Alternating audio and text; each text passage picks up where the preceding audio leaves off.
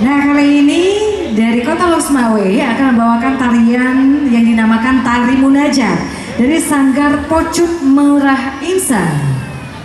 Munajat diartikan sebagai doa sepenuh hati yang ditujukan kepada Allah Subhanahu wa Ta'ala untuk mengharapkan keridhoannya. Di dalam garapan tari ini juga terkandung lantunan salawat serta syair-syair yang dikolaborasikan dengan alat musik tradisional Aceh seperti rapai, gundrang, dan seruna kala, sehingga terciptanya sebuah sajian yang bernafaskan religi dan Islam. Itu dia Tari Munajat namanya. Tari Munajat dari Kota Losmawe. Saya kasih pantun. Harus, silakan. Ke Pulau Kampai di waktu malam, jangan lupa singgah ke Pantai Berawi. Baik, masih dari Nanggro Aceh Darussalam. Kita sambut dengan tepuk tangan paling meriah. Inilah dia, Kota Losmawe.